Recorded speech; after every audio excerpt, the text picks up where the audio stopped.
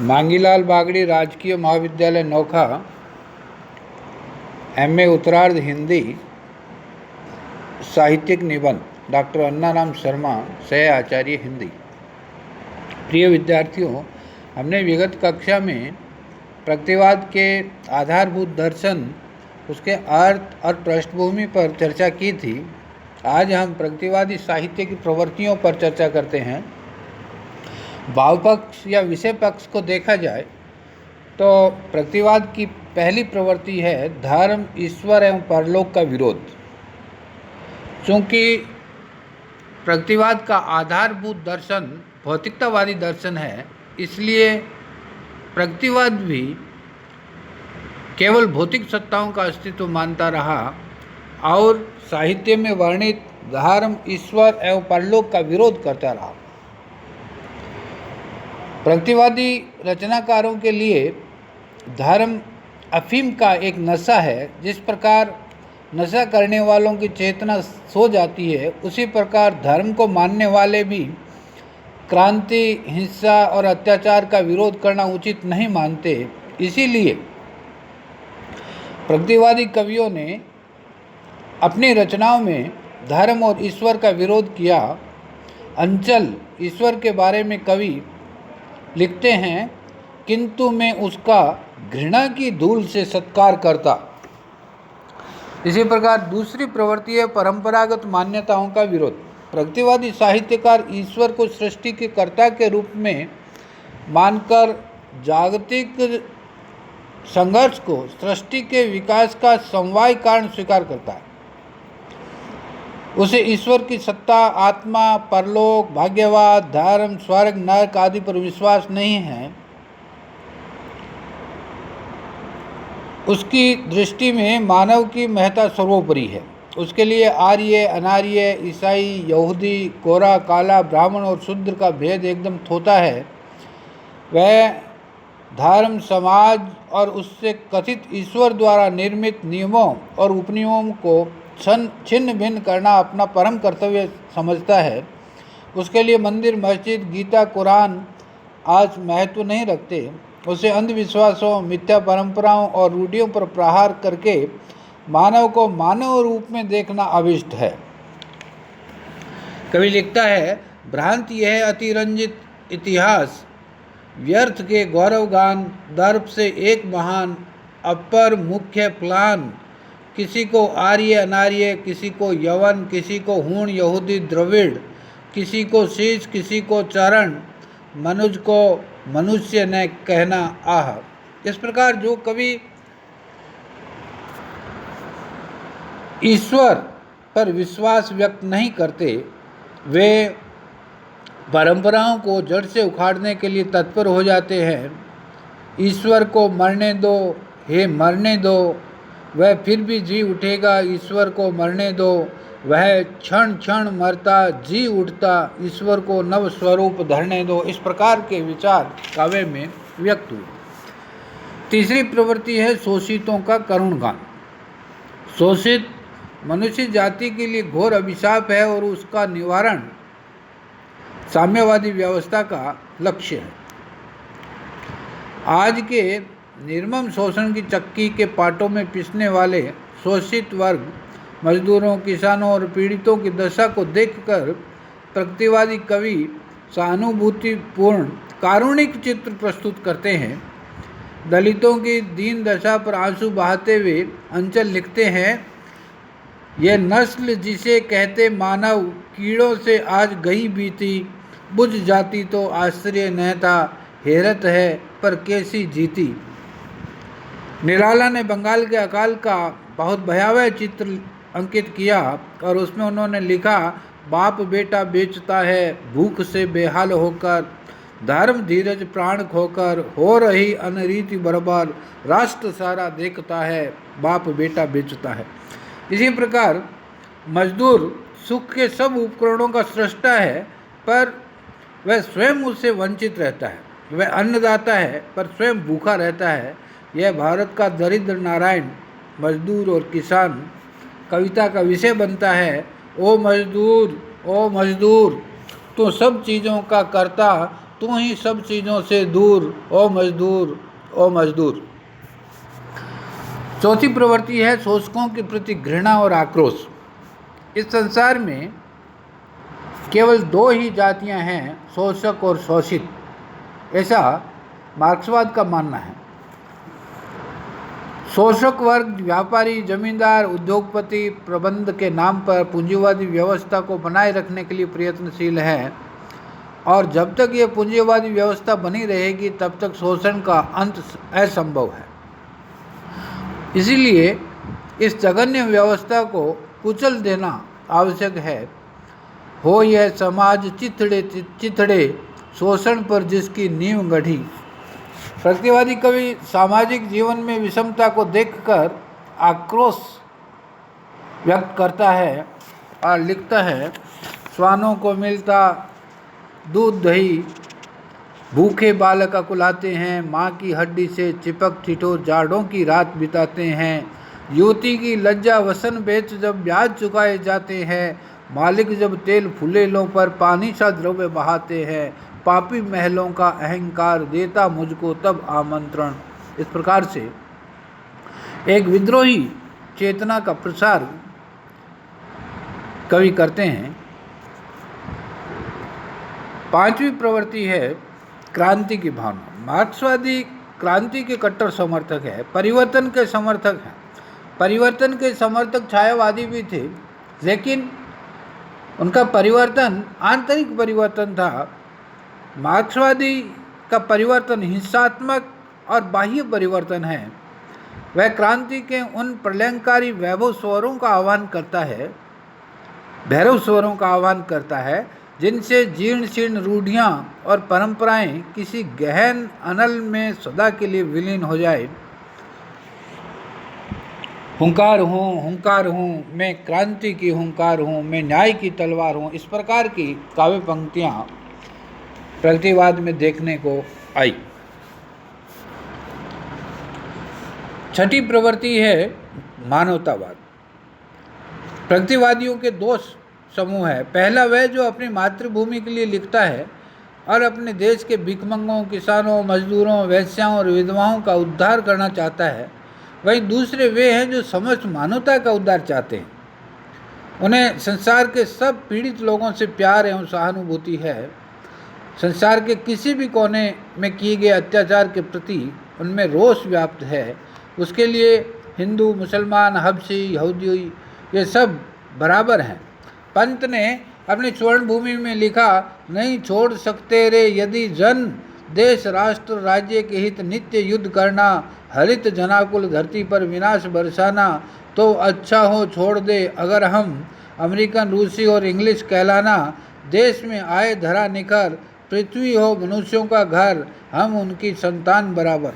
इस प्रकार से समग्र मानवता की समानता की बात ये कवि करते रहे हैं। सातवीं प्रवृत्ति है सामाजिक जीवन का यथार्थ चित्र। प्रतिवादी काव्य में निम्न वर्ग के जीवन की प्रतिष्ठा हुई। इससे पहले साहित्य में मध्य वर्ग और उच्च वर्ग का जीवन प्रतिबिंबित हुआ था।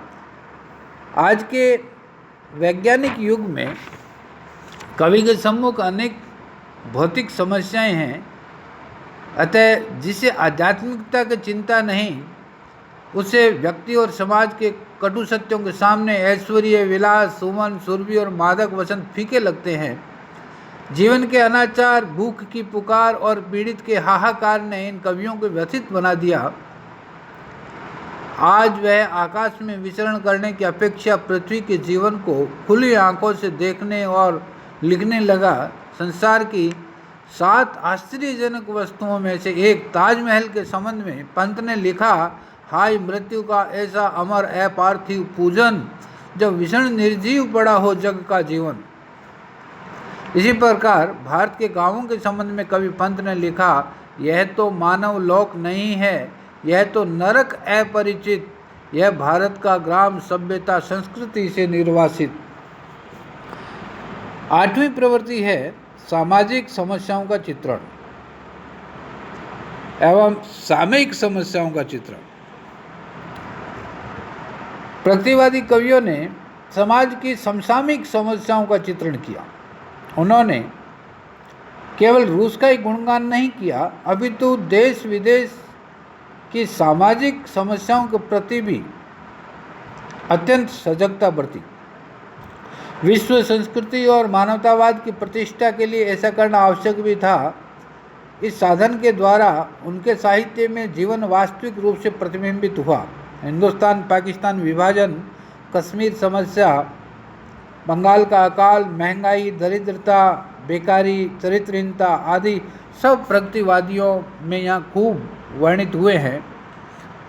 कवि लिखता है, बापू मेरे अनाथ हो गई भारत माता, अब क्या होगा। निराला की बंगाल के अकाल पर अभिव्यक्ति वेदना हृदय को दहला देने वाली है। विश्व राजनीति में जब भी मानवता को शोषण और अनीति का शिकार बनना पड़ा, उस समय कवि की सहानुभूति में वाणी मुखरित हो उठी। हिरोशिमा की बर्बादी, स्वेज के झगड़े, कोरिया युद्ध आदि अनेक समस्याओं पर प्रगतिवादियों ने लिखा। नागार्जुन ने आज की थोथी आज़ादी पर भी व्यंग्य किया और लिखा, कागज की आज़ादी मिलती ये लो दो दो आने में। नौवीं प्रवृत्ति है साम्यवादी देशों के प्रति अंधश्रद्धा। इन कवियों ने साम्यवाद के प्रवर्तक मार्क्स और रूस, जहां उनकी विचारधारा पल्लवित पुष्पित हुई, उन दोनों का उन्मुक्त गान किया। पंत तो कहीं कहीं साम्यवादी दर्शन की व्याख्या मात्र जुटाने में लग जाते हैं। निस्संदेह उनकी ऐसी रचनाओं में भाषा की स्वच्छता है, पर वे किसी प्रकार के रागात्मक साहित्य की श्रेणी में नहीं आते। कार्ल मार्क्स के प्रति पंत लिखते हैं, धन्य मार्क्स चिर तमसाछन, पृथ्वी के उदय शिखर पर तुम त्रिनेत्र के ज्ञान चक्षु से प्रकट हुए प्रलंकर। नरेंद्र शर्मा लिखते हैं, लाल रूस का दुश्मन साथी, दुश्मन सब इंसानों का। दूसरे महायुद्ध के समय रूस की मानवता के उद्धार का प्रतीक मानकर प्रगतिवादी कवि कहता है, लाल निशान लाल सैनिक, आंखों में लाल सरूर है, 10 हफ्ते 10 साल बन गए, मास्को अब भी दूर है। इस प्रकार से रूस मानवता का एक आदर्श बन गया। 10वीं प्रवृत्ति नारी के प्रति यथार्थवादी दृष्टिकोण की है। इन कवियों ने मजदूर, किसान, नारी का यथार्थ चित्रण किया। पुरुष अभी तक नारी को विलास का साधन समझता रहा, इसलिए अब नारी को संकीर्ण क्षेत्र से निकालकर जीवन की व्यापक वसुंधरा में प्रवेश करवाया गया। प्रगतिवादी कवि नारी को केवल योनि नहीं मानता, वह कहता है, योनि नहीं है नारी, वह भी मानवीय प्रतिष्ठित, उसे पूर्ण स्वाधीन करो, वह रहे न नर पर अवसित। 11वीं प्रवृत्ति है लोक जीवन की झांकी। प्रगतिवादी काव्य से पहले के काव्य में लोक जीवन के प्रति ऐसा लगाव नहीं देखने को मिलता। इन कवियों का काव्य जन जीवन का काव्य है, इसलिए इन्होंने गांवों, खेतों, खलिहानों, लोक उत्सवों, तीज त्योहारों, रहन सहन का मनोयोग से वर्णन किया। पंत, निराला, नागार्जुन, रामविलास आदि कवि जनपदीय और आंचलिक जीवन की छवियाँ उकेरते हैं। मुझे याद आती है भगवान राम की सबरी, मुझे याद आती है लाल जलती हुई डबरी, मुझे याद आता है तेरा प्यारा देश, लाल सुनहला आवेश। पंत की ग्रामवाचिनी कविता और निराला की रचनाएं हमारा ध्यान आकर्षित करती है। 12वीं प्रवृत्ति है राष्ट्रीय चेतना। प्रगतिवादी कवियों ने राष्ट्रीय प्रेम के व्यापक हित की बातें की, लेकिन गुलामी को दूर करने की बात अपने काव्यों में लगाव के रूप में अभिव्यक्त हुई है। रामविलास शर्मा, रांगे राघव, शिवमंगल सिंह सुमन आदि सभी कवियों ने विदेशी शासन के विरोध में आवाज उठाई। पराधीनता के उन्मूलन की उनकी विधि क्रांति की विधि है, जिसका आधार एकांत भौतिकवादी है। सांप्रदायिकता को आज़ादी के मस्तक पर काला टीका मानते हुए रांगे राघव लिखते हैं, क्यों राम रहीम यहाँ घायल, यह किसके खून से पथ भीगा, आज़ादी के मेरे चंदा तुम पर क्यों यह काला टीका। नागार्जुन ने कहा, कृत कृत्य नहीं जो हो पाए, प्रत्युत फांसी पर गए झूल, कुछ ही दिन बीते हैं फिर भी ये दुनिया जिनको गई भूल, उनको प्रणाम। कला पक्ष से संबंधित प्रवृत्तियों में देखा जाए तो सर्वप्रथम आती है भाषा। इन कवियों की भाषा सीधी सपाट है। ये कवि शिल्प संबंधी उदासीनता रखते हैं, लेकिन कहीं कहीं जहाँ आवश्यक हो वहाँ शैल्पिक कलात्मकता भी इनमें दिखती है। पंत ने सीधी सपाट शैली का प्रवर्तन करते हुए लिखा, खुल गए छंद के बंद काव्य के रजत पास। उन्होंने यह भी अनुभव किया कि बात स्पष्ट होनी चाहिए, इसके लिए अलंकारों का प्रयोग नहीं होना चाहिए। तुम वहन कर सको जन मन में मेरे विचार, वाणी मेरी चाहिए तुम्हें क्या अलंकार। इसी प्रकार नरेंद्र शर्मा ने लिखा, ये अलंकार व भार मोह के बंधन हैं, दे तोड़ उन्हें। इन कवियों ने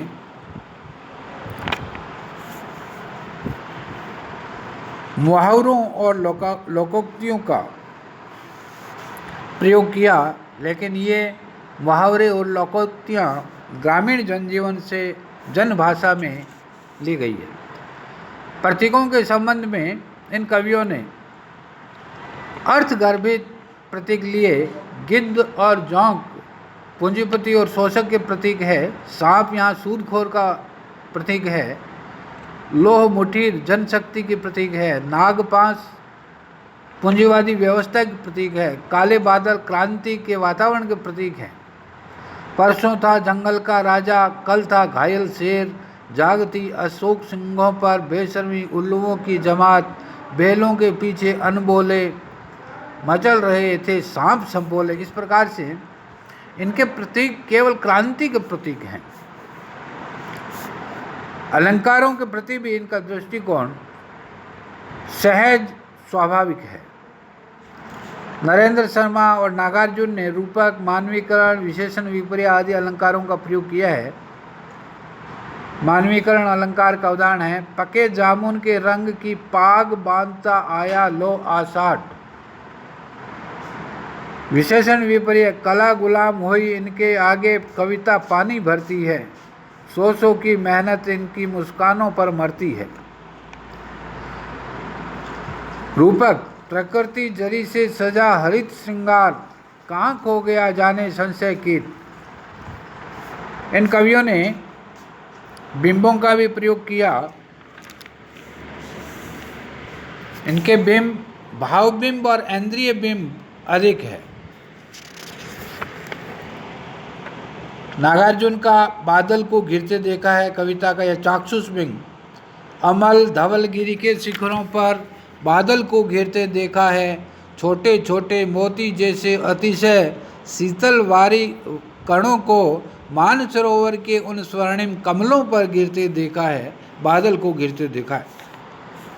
इस प्रकार प्रगतिवाद हिंदी काव्य धारा का एक विशिष्ट परिच्छेद है। इस काव्य धारा पर बहुत से आरोप भी लगाए गए कि इसने आध्यात्मिकता का तिरस्कार किया है। इस कविता ने समाजवादी व्यवस्था की ओर अग्रसित किया।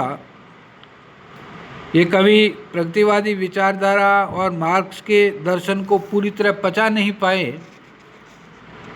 या कहें कि प्रगतिवादी साहित्य रोटी कपड़ा मजदूर झोंपड़ी किसान को लेकर चला, इसलिए एकांगी पक्ष इस काव्य में का चित्रित हुआ।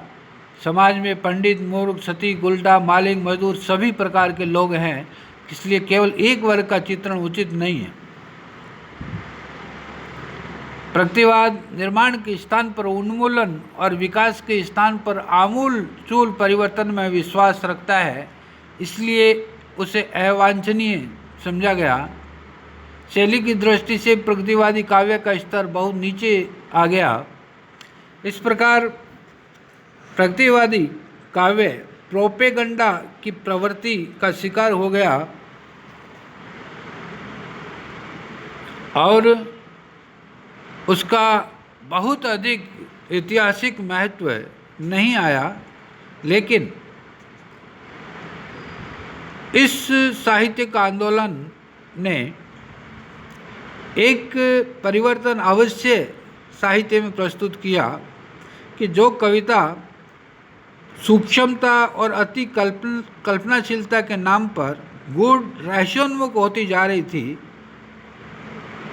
उससे कविता को बाहर निकालने का श्रेय प्रगतिवाद को जाता है। दूसरे, कविता और राजनीति का घनिष्ठ संबंध प्रगतिवादी कवियों ने ही पहली बार हिंदी में स्थापित किया। इन्होंने कविता की अवधारणा बदली और कविता को जनोन्मुखी रूप प्रदान किया। साहित्यिक दृष्टि से अधिक यथार्थ, अधिक प्रामाणिक, अधिक व्यापक और विश्वसनीय काव्यधारा सिद्ध हुई। कविता में प्रत्यक्ष जीवन, लोक रूप, छंदों का नया उपयोग, ये सब नए रूप में सामने आए। लेकिन प्रगतिवाद हिंदी में अधिक फल फूल नहीं सका। उसकी जड़ें अब भी हरी है, पर आवेग कमजोर हो गया है। इस प्रकार प्रगतिशीलता अभी भी काव्य में है, पर प्रगतिवाद समाप्त हो गया है।